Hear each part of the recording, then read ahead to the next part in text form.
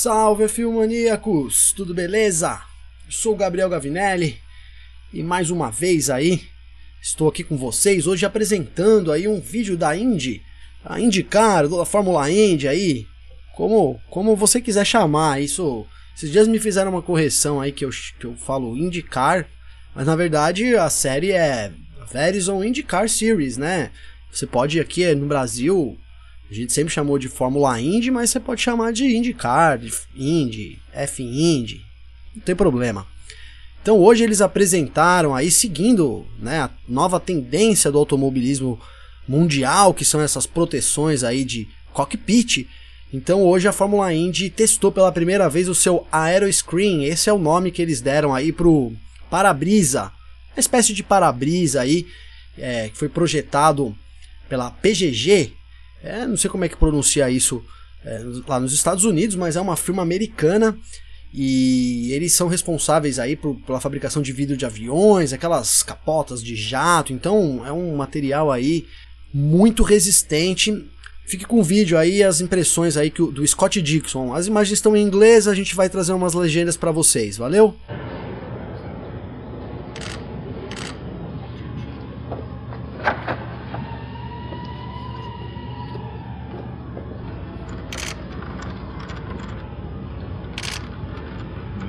What's going on? No. To Jay Braxton. His was the old one. So do you want some Cletos or something to when we drill down through the Yeah, that's very fun.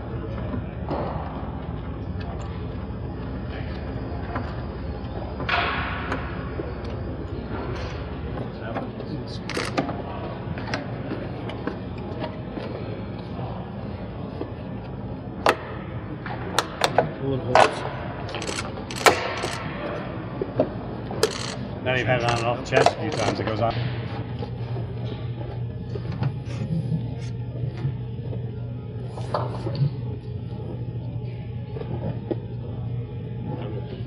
That looks pretty good, doesn't it? Yeah. Do they put them on and then shut them? That's what it sounds like. Alright.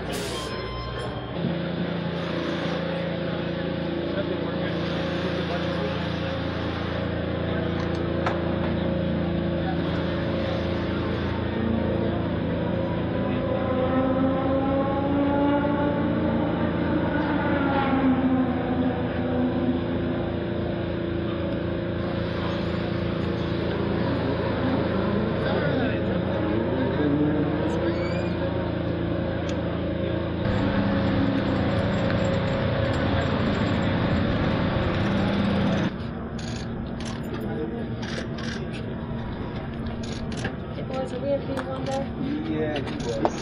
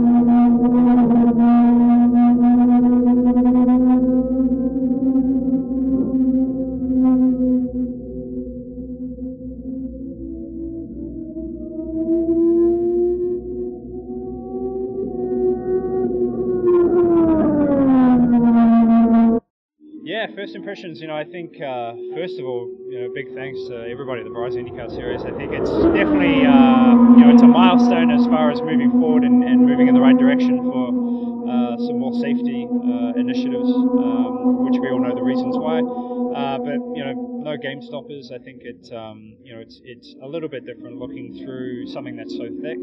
But I thought it would have messed with distortion a lot more, but there was nothing like that. There was no problem with reflection. Obviously, we'll run a little bit later to see how it is, kind of in a more of a dust setting, and then more tonight. But the weirdest thing was just how quiet it is. It's you have no buffeting. Car feels very smooth.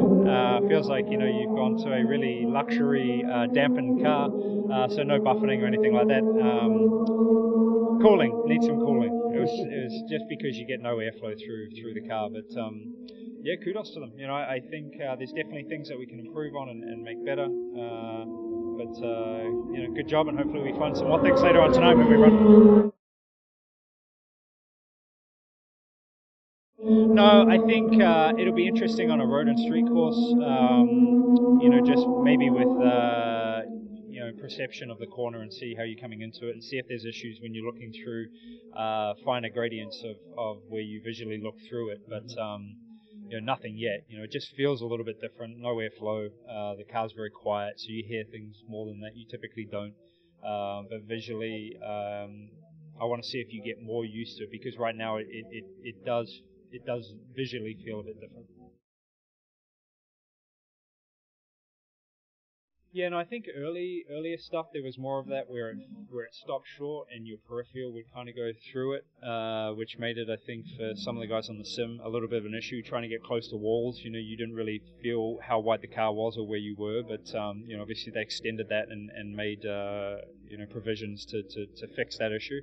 So it's just you're looking through quite a substantial amount of glass or material that just takes your eyes a little bit to adjust to how you look through it.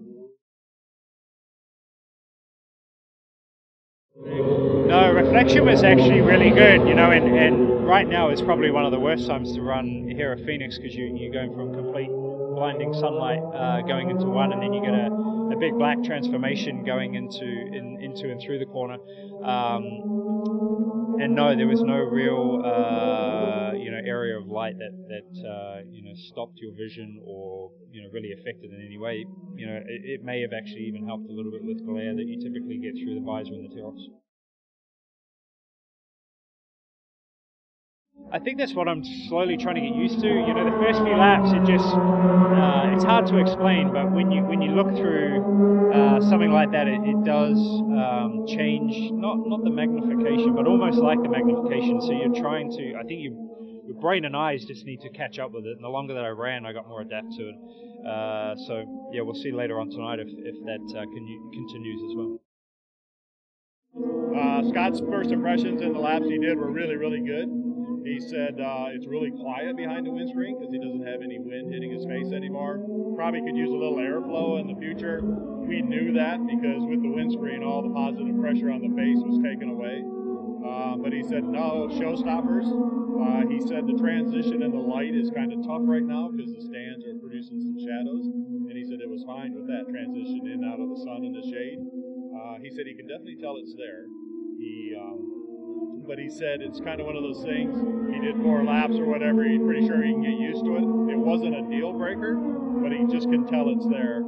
And I asked him how it related to the sports cars, if he felt the same situation. And I think we figured out the sports car is completely enclosed, so he doesn't have a reference not looking through anything. With an IndyCar, you can still look up and see through the windscreen areas, and so that's probably what he's feeling. So, but no, it was really good. Scott was excited and said no showstoppers. We'll fix a few things and move on. I'm excited, yeah, for him to get out and say really no problems. That's exactly what we were shooting for. Based on his comments with the lighting right now, I think dusk will be the same thing. And I'm pretty sure once we go to full track lighting, I think it'll be the same. The lights basically point from the rear of the car forward, so we're not anticipating glare off of it. We'll have to learn that tonight, but yeah, I don't anticipate anything any worse than what we just saw. Yeah, so our partner on this is PPG Aerospace. This material, which is called Opticore, is a new material they have. It's similar to the polycarbonate stuff they use in F-16 canopies and stuff. It's lighter and stronger and a little easier to use. So that was why they picked this based on the type of loading we asked them to do to put up with. So PPG's excited. They've been behind us 100%. And we've only explored the tip of their knowledge. This is the basic piece now. We've got the basic windscreen. They have a lot of coatings and different products that we can use for glare and fogging if there should be anything. So we're just at the tip of the iceberg with their knowledge. So it should be easy from here to fix anything we need to. E aí, o que vocês acharam do Aeroscreen?